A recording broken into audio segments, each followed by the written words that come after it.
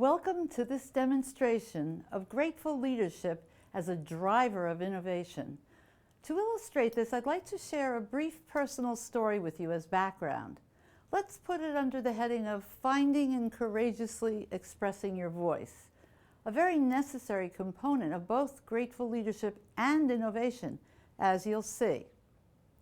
I first learned the power of the written word to fix negative conditions or to simply change things for the better back in the 1980s, when I was continuously upset by comments and treatment I received as a pregnant businesswoman at a major television network where I'd been employed for 12 years. One day I just sat down and out of total frustration wrote what turned out to be an article called How Not to Talk to a Pregnant Businesswoman, later published by Working Woman magazine. This led to an interview, believe it or not, on the network television program Good Morning America.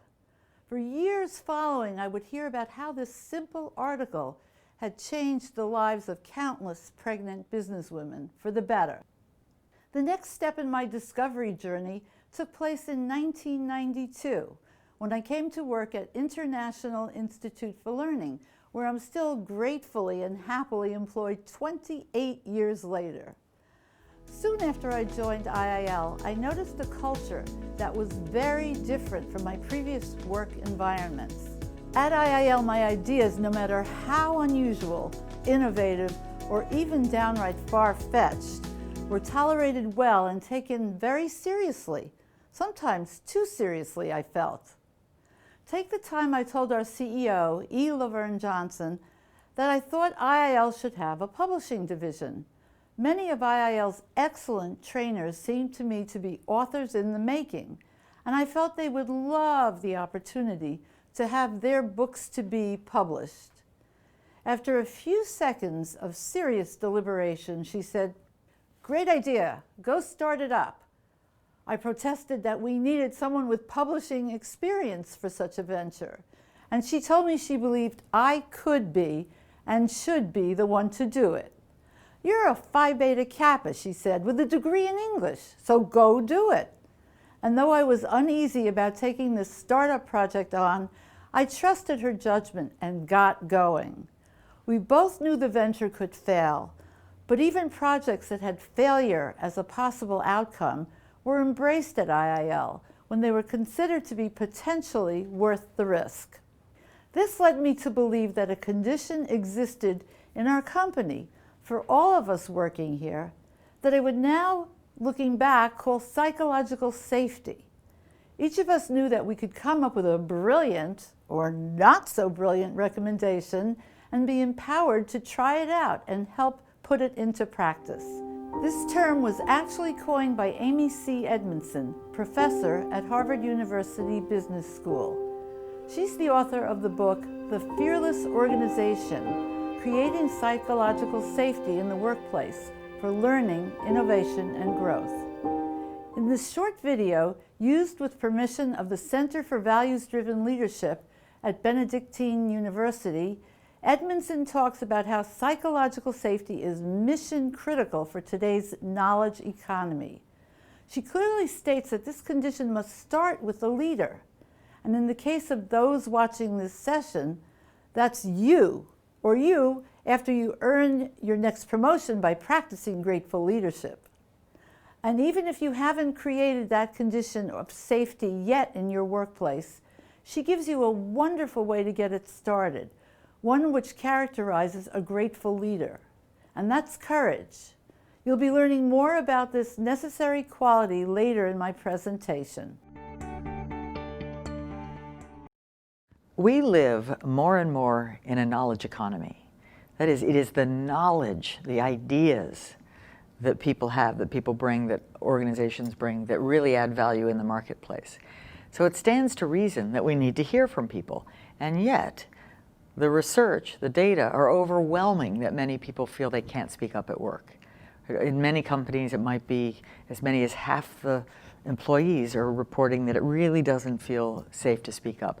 That means we're losing enormous value. Right? So if we aren't hearing from people, we may be missing out on game-changing idea, that could become part of a new product or a new service. Or we might miss an early warning of a threat in the market that someone saw but felt unable to bring the bad news to their boss. As a result of this psychological safety I experienced at IIL, I found myself discovering my passion and my mission that, with a good deal of trepidation, led me to write not one, not two, but 3 books, all founded on the transformational power of acknowledgement. I had found my voice. Those books became the platform for a whole new leadership initiative at IIL, a component of which you are experiencing today. So in a context of grateful leadership, the permission I was given to take risks, to make mistakes, and to innovate in the safe climate created at IIL had clearly led me to find my true purpose. I'm thankful and grateful for this gift every day.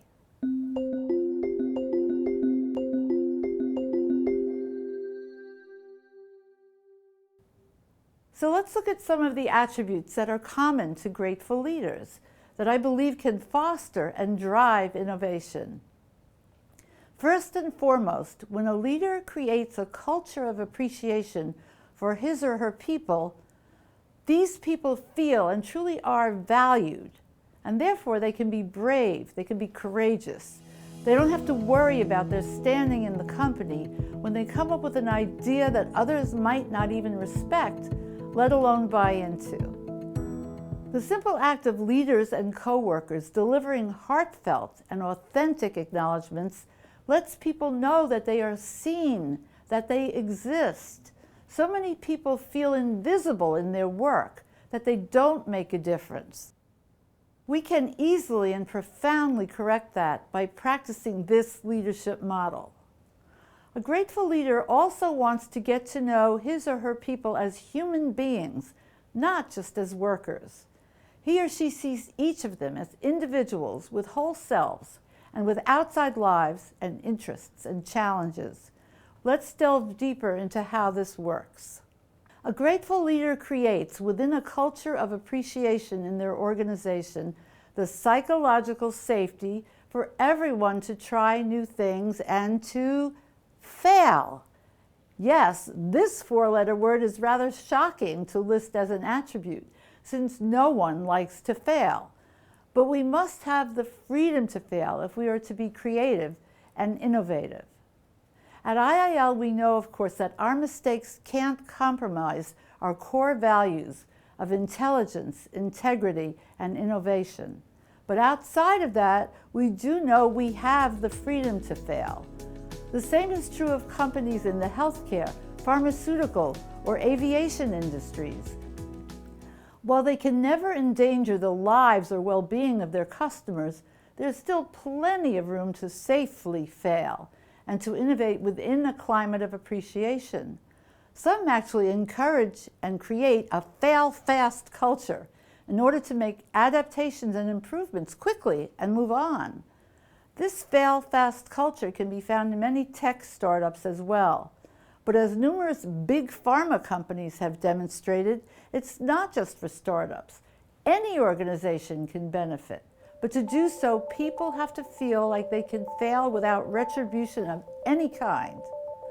Kostika Bradatan, associate professor in the Honors College at Texas Tech University and writer for the New York Times, states, in business, the saying, fail fast, isn't just an empty motivational cliche. It shows how failure leads to success, how it is the root, the spark, the aspiration of great achievements. Are there other companies out there that have similar cultures that not only support failure, but also request and require it? Is your company one of them? If so, count yourself as lucky. Numerous academic studies report that the resulting psychological safety is a key factor in a company in supporting the innovative spirit. The real foundation of grateful leadership, which I maintain creates that psychological safety that is so necessary for innovation, is the power of acknowledgement. So what is my definition of acknowledgement? Acknowledgement is a heartfelt and authentic communication that lets a person know their value to the organization and the importance of the contribution that they make. An acknowledgement is the foundation of what I call the acknowledgement process, or the 5 C's that some of you may be familiar with: consciousness, choice, courage, communications, and commitment. The one of the 5 C's I call your attention to now is courage. Why? Because it certainly takes courage to allow ourselves to express that heartfelt communication I just referred to in my definition.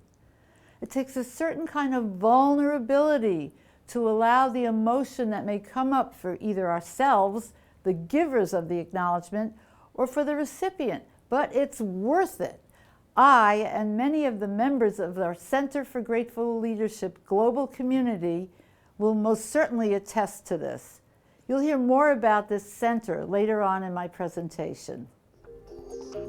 I'm sure that you can all think of at least one leader in the course of your career who made you feel totally valued as a human being and not just as an employee. I'd like you to think of who that person is and just jot down their name on a piece of paper. How did he or she make you feel? What attributes did they have? My definition of a grateful leader is someone who can see, recognize, and express appreciation and gratitude for other people's contributions. They must be able to do this in a heartfelt and authentic way. Now also take a moment to write on your notepad an example of someone who didn't deliver it to you with authenticity or in a profound way, or didn't seem to be at all vulnerable when they shared their appreciation.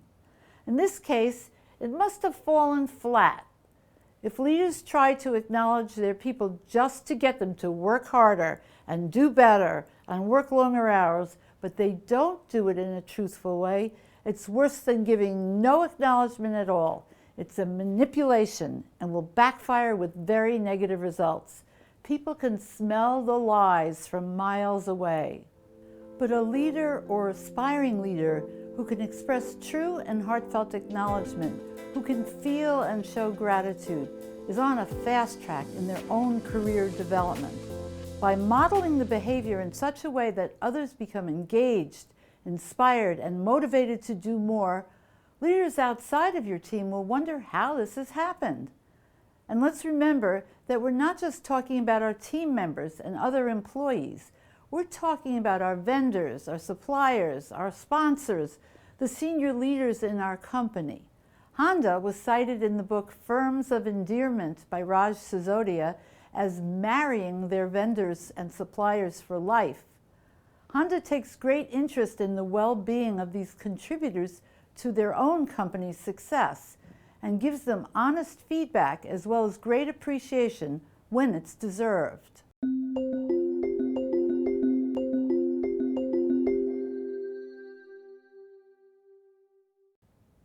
So now I'd like to introduce you to Rich Sheridan, CEO of Menlo Innovations. He's also co-founder and chief storyteller of Menlo. I love that title. We've agreed that his work on the business value of joy and mine on grateful leadership are well matched, almost as though they're kind of psychic siblings. So I turn now to him as a great role model for what I'm proposing, with his company's superb track record in both having a culture of appreciation, which includes joy, and innovation. Interestingly, a sign on one of the walls of Menlo that let me know immediately that I was on the right track is this: make mistakes faster, with faster misspelled. And I love the way Rich puts this in his book, Joy, Inc., How We Built a Workplace People Love. Sometimes the client will say, "Oh, is that what you thought we meant?" Rich recounts. At other times we get, "Oh, that's exactly what I asked for, but now that I see it, I realize it's not actually what I need." Sheridan says they consider both of these outcomes fine, since they're in line with making mistakes faster, one of their founding philosophies. If we make mistakes fast and discover them early, he continues, then we have a chance to correct them while they're still small and while there's still time and budget left to make changes. Now, doesn't that make a lot of sense and probably save a lot of dollars? Shouldn't all companies celebrate their mistakes? I've begun to think they should. So this kind of culture of appreciation is the soil in which creative and innovative ideas can take root and be nourished. What other kinds of innovations can occur in a climate of appreciation, acknowledgement, and gratitude? One of the great practices instituted at Menlo Innovations is called Run the Experiment. That translates to being willing to try something out, even if it's totally outside the box, scary, or very likely to fail. CEO Rich Sheridan tells this story with great pride because in it, he listened to his true spirit and not to his usual judgmental censor. This video clip about the climate of innovation at Menlo drives the point home about how Rich manifests the key qualities of a grateful leader by valuing the contributions of his employees, and how innovation to accommodate the special needs of one started a whole new and enviable practice at Menlo. I'm Rich Sheridan, CEO of Menlo Innovations. We have this phrase here, let's run the experiment. It's the way we move anything forward here. One of our grandest, most famous experiments occurred when Tracy had little Maggie 8 years ago. After 3 months of maternity leave, she came up to me and said, Rich, I'm ready to come back to work. There's only one problem. The daycare we're planning on using is full, and grandparents live too far away to help. My husband, John, and I don't know what to do. I said, bring her into work. Now, if I'd only had a camera in that moment, the look of bewilderment on her face, and she said, all day? Every day? I said, why not? And she looked around this big open room that's Menlo, and she said, come on, Rich, you know someday she'll make a big baby fuss, and it's just going to disturb everything. I said, we'll work it out together. Let's run the experiment. That was 8 years ago. Oliver is in today. He's Menlo baby number 13 in the last 8 years. This has been a wonderful experiment. You want to talk about energizing a team, energizing the parent, that they can bring their children in here. It says you don't have to pretend you're one person at work and a different person at home. It just states what we care about most, that there isn't a work-life balance. There is life. Life must be in balance, and we have to look at the entire person in order to put life in balance. And then we find out our customers behave better when you bring babies to the meetings. They're like, oh, this is such a cool place to work. You know, I love how you guys think. That fosters that idea of, boy, if we can run a crazy experiment like that, what else could we do that isn't even quite that crazy? Let's see what happens. Let's not assume it's not going to work. Let's run the experiment.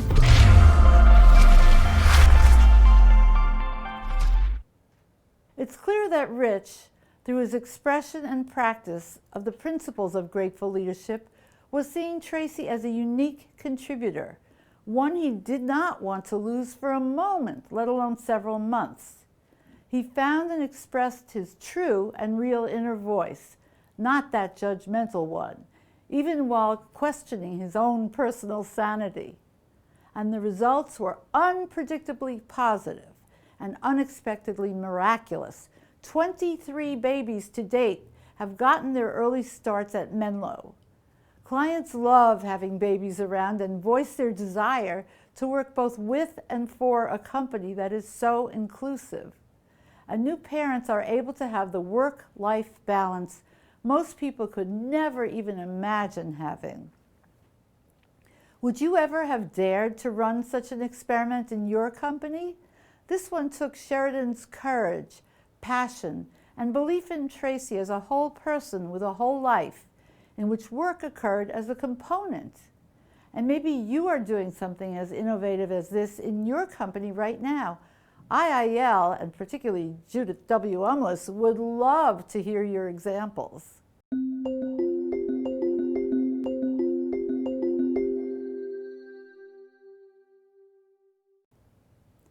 I believe that fear is the enemy of innovation. If we're afraid to make mistakes and dread the repercussions from creating them, then we're going to be a lot more careful, which translates to showing the opposite of the free and innovative spirit we are seeking. So once again, a culture that appreciates its people and the value they bring won't try to stifle their natural passion and creativity by imposing too rigid a structure with too many restrictions. It won't be necessary for the people to be successful each time. Some companies even give failure rewards. Take the case of Intuit, the enterprise software organization.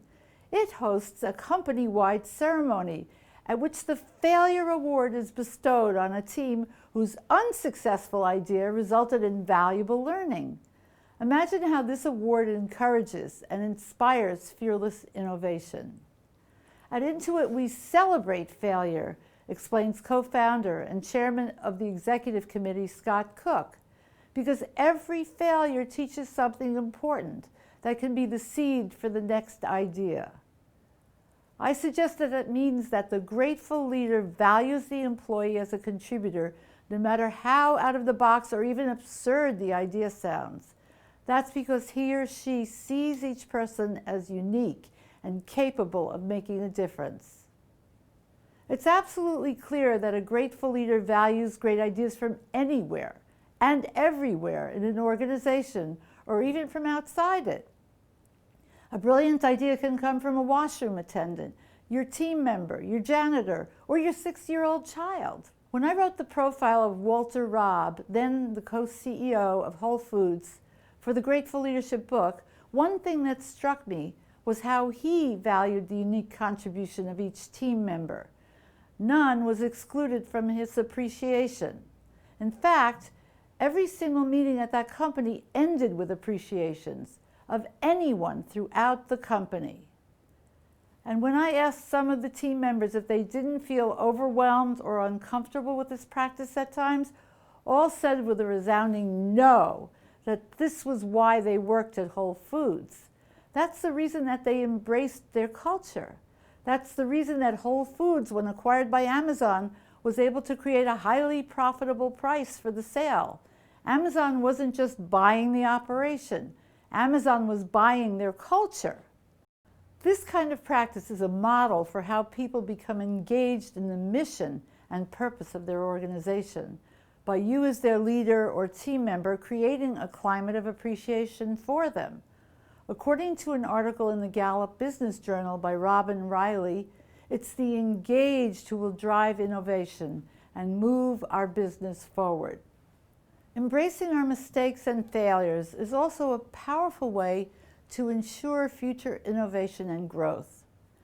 NASA is an organization that amazes us with its dramatic successes like the Apollo mission, the Gemini program, the Mars landing, and more. But it's also an organization that learns from failure, as Ed Hoffman, former Chief Knowledge Officer at NASA, and now founder and CEO of Knowledge Strategies, LLC, recounts the tale and the painful lessons learned from it in this video. It was actually supposed to launch a few days earlier, and there was a series of delays. And there were engineers who were concerned about the shuttle, and specifically the O-rings, because they didn't have any testing in terms of how they would respond to such cold weather. It wasn't something that you typically had to worry about in Florida. As part of creating and promoting a culture that shares, admits, and discusses mistakes, NASA, under Ed Hoffman's leadership, started posting stories that encouraged executives and project leaders to share mistakes and failures in story form, under the title of My Best Mistake.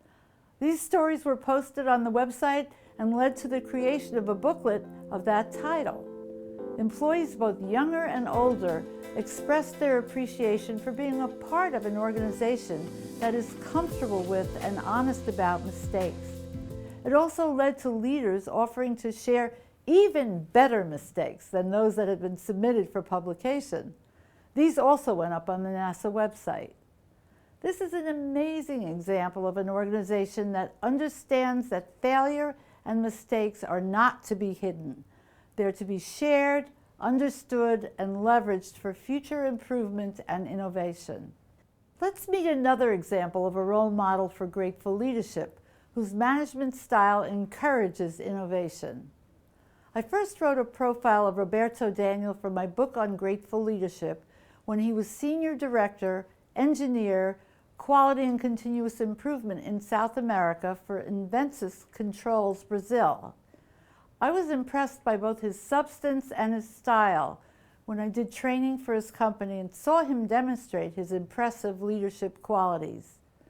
I followed him later on when he relocated to Toronto, Canada, where he was Vice President of Manufacturing Transformation Operations Management for Serta Simmons Bedding. You're seeing Roberto here on the shop floor on Pajama Day. He usually spent 80 to 90% of his time right there, allowing him to collect timely feedback, kill what he calls the rumor has it risks, and react quickly should issues arise. Plus, he used these opportunities to give positive feedback to his employees and to get to know them better. Roberto often created and employed his rather unusual for manufacturing Acknowledgement and Candy Box Award to the delight of his direct reports. He has sent me countless proud photos of his recipients with big smiles, holding a copy of the Power of Acknowledgement book plus a delectable box of candy.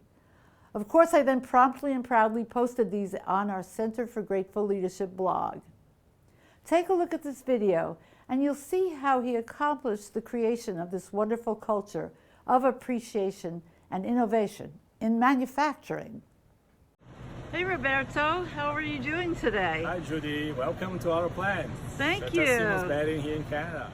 We are here by the lunchroom, and I just want to show one of our initiatives we call Values Wall of Fame. So every month, there's a kind of a mini election that we pick employees according to our values. Okay, so for instance, our first value was transparency. So we pick one employee for each shift. So Bill was the chosen one in the morning, May was the chosen one in the second shift, and Jesse was the chosen one for the salary employees. Wonderful. Yeah, so I spend part of my day here. I leave the laptop, I'll walk by the plant, so I have one of my supervisors sitting in here. So I need to talk or I use the radio. Everybody's flexible if I need to move. I have it's my personal toolbox, so that's why you see on the tapes. I try to give the example, so they see me working on the floor and say, whoa, you're the first operations manager I worked in my entire life that actually took his hand dirty. Wow. It's my therapy. I like to do this because actually I relax, I wind, I wind down. Yeah, very good. So, how do you feel about his management style? The one thing I admire about him is he's very keen on detail. So if you can see the taping, the lining, safety, it's always high on his priority. And that's something very inspirational, I would say. Do you feel Roberto knows who you are? I mean, are you just another employee? No. Roberto does take the time to understand each and every one on the floor. I know there's a lot of managers that claim to know people, but he is genuinely one of the people that know people by their names. Okay. Does he feel like he cares about you? 100%. I wouldn't think he puts all the extra safety measures down just for himself. I think it's for the people here, and that's what he focuses on. Beautiful. I believe and wanted to prove to you that this is such a simple and actionable concept for anyone to implement that even young children could get it, understand it, and feel it very strongly. So I tried it out on a 7-year-old and a 3-year-old under the direction of their very talented mother and scenario director. Do you have any ideas? Yeah, that's right now. This is terrible. I want you to build this. Go build this. No. It's finished. Okay, did you build the gym? Did you build ours? Go build it right now! I don't want it today. Well, is this a school? Because I want you to build a school. Yeah. Sure, we can try that, and if we don't like it, we'll see if we can fix some things up, okay? These are not safety goggles. This is the stuff where you don't get stuff in your eye. What'd you forget? The glass. That's okay. Do you need help? Do you need me to help you with something? Uh-huh. What do you need me to help you with? What's a gem? Can I show you to you? Sure, why not? Just need to open it up.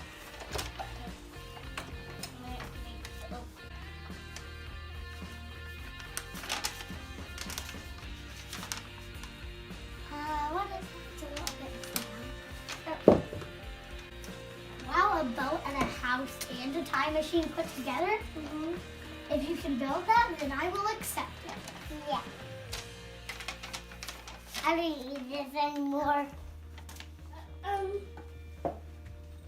Great job!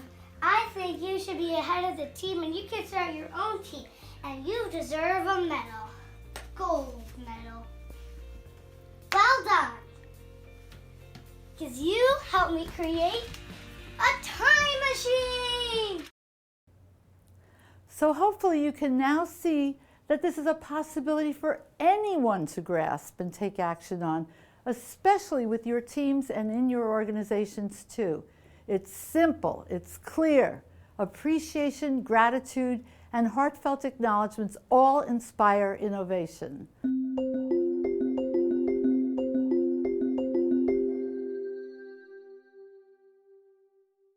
Now, before we close, I want to leave you with what may be a next growth step for the Grateful Leadership and Power of Acknowledgement initiative, which are in its 13th year and still always growing and developing, as I learn of new tools and practices to incorporate. As you might guess, I'm very open to doing this. So I'm deeply appreciative to David Roderick, head of IIL Media, who recommended to IIL's CEO a groundbreaking book called LICon. You can find meaning, make a living, and change the world. She then promptly recommended it to me. It's just that kind of book that you want to pass along to others. The book is authored by Craig Kielburger, Holly Branson, Mark Kielburger, with contributions by Sir Richard Branson and Sheryl Sandberg. When I started reading it, I was struck early on by this dramatic statement on page 12. Social purpose is the biggest thing to happen to business since the assembly line.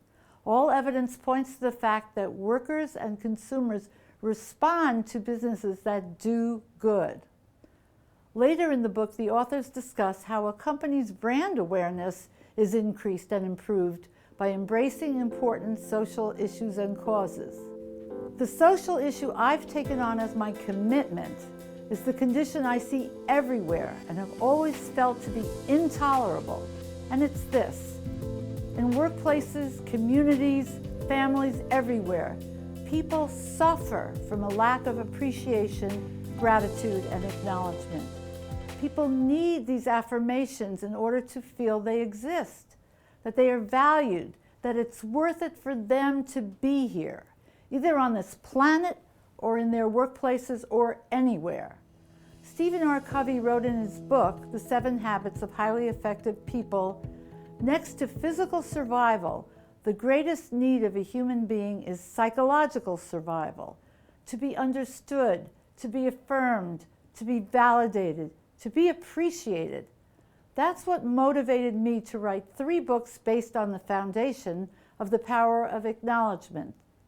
It's why I speak to corporations, universities, government agencies, in short, to any group who wants to transform their institutions into alive, engaged, and thriving ones. It's why we at IIL developed the Grateful Leadership Certified Professional Designation, levels 1 and 2, that enable them to lead grateful leadership seminars and workshops in their own and outside organizations. We want as many people as possible who resonate powerfully with this message to take it forward into their own lives and work. And that's why I'm personally thrilled that you're here watching this presentation. But here's the but to all this. I often conclude my training sessions and keynote addresses with this slide because I've always wanted participants in my work to know that they don't need to wait until their whole organization is forward-thinking enough to embrace this work. They can start leading it and modeling the social initiative on their own. Covey wrote, "One person can be a change catalyst, a transformer in any situation, any organization. Such an individual is yeast that can leaven an entire loaf. It requires vision, initiative, patience, respect, persistence, courage, and faith to be a transforming leader." But it took the WEconomy book to drive home powerfully to me what Richard Branson has to say about this. Of course, an individual can make a huge difference, but it's when those individuals come together with like-minded souls that they can change the world forever and, importantly, for the better. So I feel like Sir Richard and I are having a conversation about making the biggest difference possible. He just doesn't know we're having that conversation yet. It's also stated in the book that when purpose and profit unite, the economy, the individual, and the community thrive. Branson adds to this, "I truly believe that if every company in the world adopted this philosophy, all of the world's problems could be solved." A great many people who embrace our Grateful Leadership Initiative have found that it is incredibly well aligned with what they are discovering to be their life's purpose and that it resonates profoundly with them. So how can we take this to the next level, as Branson recommends? I believe that the WEconomy book can help guide us in how to measure, a most important term, the social impact of a venture like ours in order to show the difference it makes. This, I believe, would help those inspired by the idea of having gratitude, appreciation, and acknowledgement in their places of work to get the buy-in from their organizations to wholeheartedly adopt it. So here's my commitment and pledge to each of you.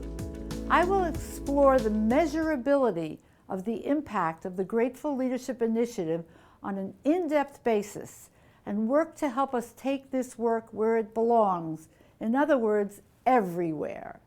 To demonstrate the ROI, the profit-enhancing capabilities of this leadership model as people exposed to it become more engaged and committed to their company's mission and purpose.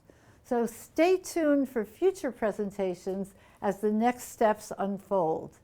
And if any of you have any suggestions for me about how to accomplish this, I'm all ears. So now that you've completed this presentation, you've earned your driver's license as a new driver of innovation. And be sure to join our Center for Grateful Leadership. As one of our loyal and enthusiastic members, Jim Trella, PMP, MBA, MS, IST, host of the Art of Grateful Leadership podcast series, and now Grateful Leadership Certified Professional Level 1 says, right now it's still free, but it's priceless. Joining the center will connect you to other like-minded people whose great desire is to change the world using this leadership model.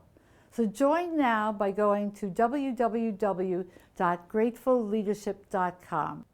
So let's connect. If you've watched and benefited from this presentation, I really would love to hear from you. Therefore, I'm providing you with all of my contact information. Let's make this transformation happen together. I'm Judy Umlas.